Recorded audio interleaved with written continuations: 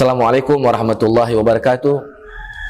Alhamdulillahirabbil alamin wa bihi nasta'inu ala umuri dunya waddin. Wassalatu wassalamu ala Rasulillah sayyidina Muhammad ibn Abdillah wa ala alihi wa sahbihi ajma'in. Puji dan syukur marilah sama-sama kita panjatkan kepada Allah Subhanahu wa taala atas segala nikmat, rahmat, hidayah serta taufik yang diberikan kepada kita sehingga kita bisa berkumpul lagi, bisa bertemu lagi di dalam episode tentang peristiwa bersejarah yang terjadi pada hijrahnya Nabi SAW.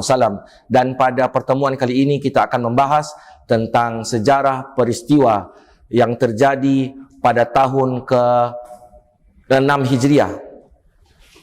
Oleh karena itu, para jamaah sekalian, marilah kita ikuti bersama kajian yang akan disampaikan oleh yang kita muliakan guru kita, Al-Habib Abdurrahman bin Kamil As-Sagaf. Assalamualaikum warahmatullahi wabarakatuh. Waalaikumsalam warahmatullahi wabarakatuh. Mungkin bisa langsung saja kajian tentang sejarah peristiwa yang terjadi pada tahun ke-6 Hijriah. Baik. Assalamualaikum warahmatullahi wabarakatuh. Waalaikumsalam warahmatullahi wabarakatuh. Alhamdulillahi rabbil alamin. Allahumma salli wa sallim ala sayyidina Muhammadin khatamin nabiyyin wa ala alihi wa sahbihi ajma'in, amma ba'du. Baik, peristiwa bersejarah yang terjadi pada tahun 6 Hijriah. Yang pertama, diwajibkan ibadah haji. Memang ini ada terjadi perbedaan pendapat di kalangan sejarawan, tapi saya mengutip dari kitab Ibn Hisham dan Sayyid Muhammad bin Alwi al-Maliki. Saya memilih tahun 6 Hijriah ya. Dan firman yang Allah turunkan di surat Ali Imran ayat 97, walillahi 'alan nas hajjul baiti man istata'a ilaihi sabila. Itu adalah perintah untuk melaksanakan ibadah haji. Namun realisasinya tidak terjadi pada tahun 6 Hijriah ya, karena dihalangi oleh kaum musyrikin. Kemudian di tahun 6 Hijriah juga disyariatkan sholat istisqa, yaitu meminta hujan. Itu disyariatkan dan disunnahkan pada tahun 6 Hijriah. Kemudian yang berikutnya disunnahkan dan disyariatkan sholat gerhana. Baik itu di sini disebut kusuf. Kusuf berarti gerhana matahari. Ya. Dan disinilah Rasul sallallahu alaihi wa alihi wasallam bersabda dalam hadis muttafaqun alaih, inna syamsa wal qamara ayatani min ayatillah la yakhsifani li mauti ahadin wala li hayatihi fa idza ra'aitum dzalika fasallu.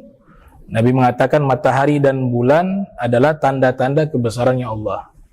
Ya, karena tradisi pemikiran orang-orang jahiliyah pada waktu itu, kalau terjadi gerhana dikaitkan dengan hal-hal yang sifatnya mitos, ya. Hal-hal yang sifatnya dikaitkan jika ada yang meninggal dengan sebab meninggalnya seseorang, maka gerhana matahari. Nah, ini Nabi menghapus keyakinan semacam ini. Nabi mengatakan matahari dan bulan adalah makhluknya Allah dan tanda-tanda kebesaran Allah Subhanahu wa taala. Apabila kalian melihat gerhana tersebut, maka sholatlah, disunnahkanlah sholat kusuf, gerhana matahari. Itu terjadi pada tahun 6 Hijriah. Kemudian juga di tahun 6 Hijriah terjadi peristiwa yang sangat bersejarah, yaitu Sulhu al-Hudaybiyah.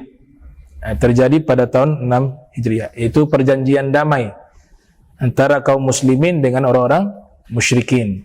Nah, dan Allah Subhanahu wa taala menurunkan firman tersebut di dalam ayat Al-Qur'an terkait dengan masalah Sulhul Hudaybiyah di surat At-Taubah ayat 7. Allah Subhanahu wa taala berfirman, kaifa yakunu lil musyrikin ahadun 'indallah wa 'indar rasulih illa alladziina 'ahadtum 'indal masjidil haram. Bagaimana bisa bagi orang-orang musyrik mengadakan perjanjian di sisi Allah dan di sisi Rasulnya, terkecuali mereka yang mengadakan perjanjian di sisi Masjidil Haram. Di sini lafadznya Al-Masjidil Haram, tapi tafsirannya bukan Masjidil Haram, tapi Hudaybiyah. Karena berkaitan dengan peristiwa Sulhul Hudaybiyah, perjanjian damai di Sulhul Hudaybiyah, di Hudaybiyah. Kemudian di surat Al-Fath ayat 10. Di sini Allah Subhanahu wa taala menegaskan alladzina yubayyi'unaka innama yubayyi'unallah yadullah fawqa aydihim. Orang-orang yang berbaiat kepadamu, ini bai'atur ridwan, terjadi juga di saat peristiwa tersebut. Mereka sumpah setia kepadamu, sesungguhnya mereka sumpah setia kepada Allah. Di sini tidak ada lafaz seakan-akan, langsung. Jadi langsung ketika para sahabat sumpah setia kepada Rasul, di saat itu juga mereka sumpah setia kepada Allah Subhanahu wa taala. Ya, karena dapat informasi Sayyidina Utsman bin Affan telah dibunuh. Karena Nabi mengutus Sayyidina Utsman datang kepada penduduk Makkah untuk minta izin Nabi melaksanakan ibadah haji sekaligus umroh. Ternyata tiba Sayyidina Utsman di sana, hilang informasi. Tidak muncul Sayyidina Utsman bin Affan. Muncul rumor mengatakan sudah dibunuh. Maka waktu itu karena perjalanannya bukan perjalanan jihad fisabilillah, perjalanan ibadah haji, sahabat dengan Nabi tidak membawa senjata. Maka di saat itulah Nabi mengambil sumpah setia siap berperang tanpa senjata. Maka mereka berbaiat di bawah pohon yang nanti dinamakan bai'atur ridwan, baiat yang diridhoi oleh Allah Subhanahu wa taala. Dan ini Allah abadikan di dalam Al-Qur'anul Karim. Mereka ketika mengadakan sumpah setia itu tahta syajar, di bawah pohon. Laqad radiyallahu 'anil mu'minin idz yubayyi'unak tahta syajar. Sungguh Allah ridho kepada orang-orang beriman yang mereka mengambil sumpah setia kepadamu wahai Rasulullah di bawah pohon. Kata Allah ridho kepada orang-orang beriman dijadikan sebagai prasasti nama bai'atur ridwan, sumpah setia yang diridhoi oleh Allah Subhanahu wa taala. Jadi yang ikut, kata Nabi, yang ikut bai'atur ridwan, saya jamin bagi mereka surga. Saya jamin bagi mereka surga. Bagaimana tidak dijamin surga? Mereka telah mendapatkan ridhonya Allah. Dan Allah menyebutkan dengan penegasan huruf lam dan qad li tahqiq. Sungguh benar-benar saya ridho kepada orang-orang beriman tersebut. Nah, peristiwa ini terjadi pada tahun 6 Hijriah. Nah, terima kasih atas penjelasan daripada guru kita Al-Habib Abdurrahman bin Kamil Assegaf. Dan pada kesempatan kali ini mungkin saya akan tanyakan terkait dengan Baitur Ridwan, yang mana orang-orang yang berbaiat kepada Nabi SAW, mereka mendapatkan suatu kemuliaan yang sangat besar, yaitu mendapatkan keridhaan dari Allah Subhanahu wa taala. Yang ingin saya tanyakan, di antara orang-orang yang berbaiat kepada Nabi SAW di dalam sejarah setelah wafatnya Nabi SAW, mungkin di antara mereka tertulis di dalam kitab-kitab sejarah ada melakukan berbagai kesalahan, wallahu alam. Ini namanya sejarah, bisa benar bisa tidak, wallahu alam. Sedang mereka adalah orang-orang yang telah diridhoi oleh Allah Subhanahu wa taala. Bagaimana kita menyikapi tentang hal ini? Yang pertama harus kita pahami, Allah Maha tahu akan keadaan seseorang. Jadi ketika Allah Ta'ala telah menegaskan, telah ridho kepada mereka, itu maknanya mereka meninggal juga dalam keadaan diridhoi oleh Allah. Dan Allah tahu tidak mungkin Allah meridhoi, sedangkan Allah tahu akhirnya itu tidak baik. Gitu. Seperti Fir'aun. Fir'aun itu tidak pernah disebut dalam Al-Quran, laqad radiyallahu 'anil Fir'aun. Nggak ada. Sungguh Allah telah ridho kepada Fir'aun. Tapi buktinya apa? Fir'aun di akhir hidupnya itu tobat. Amantu bi Rabbi Musa. Tapi terlambat. Ruhnya sudah sampai tenggorokan. Ya, Nabi mengatakan, innallaha la yaqbalu taubatal 'abdi ma lam yughargir. Allah tidak akan menerima taubat seseorang hamba jika ruhnya sudah sampai tenggorokan. Kenapa Allah dari awal tidak meridhoi? Karena Allah tahu akhirnya dia meninggal tidak dalam keadaan baik. Padahal itu sudah berusaha, Fir'aun sudah berusaha menyatakan imannya kepada Nabi Musa, tapi terlambat. Demikian juga ketika Allah nyatakan di surat Al-Fatih, Ya, di surat Al-Fath ini Allah, laqad radiyallahu 'anil mu'minin idh yubayyi'unaka tahta syajarah. Allah sudah nyatakan sungguh telah ridho. Itu maknanya Allah tahu akhir hidup mereka juga meninggal dalam keadaan diridhoi oleh Allah Subhanahu wa taala. Tidak mungkin Allah tidak mengetahui hal itu. Itu yang diyakini oleh para ulama ahli sunnah wal jamaah, ya. Sehingga mereka berkeyakinan punya kesalahan di kalangan para sahabat, yaitu manusia biasa yang tidak punya dosa, al-ma'asum, para anbiya, para rasul. Itu. Nah, sehingga mereka kalaupun berbuat salah, ada di antara mereka yang bertobat di akhir-akhir. Dan memang ada di dalam hadis Nabi meriwayatkan di hari kiamat nanti ada sekelompok sahabat datang menemui Nabi, kemudian dihalangi oleh malaikat. Malaikat mengatakan, wahai Rasulullah, engkau tidak mengetahui keadaan mereka di saat engkau telah wafat, bahwa mereka telah keluar dari agamamu. Di situ digunakan dengan tazkir, bukan sahabah, ya, tapi bentuk tazkirnya, sahabat-sahabat yang sedikit.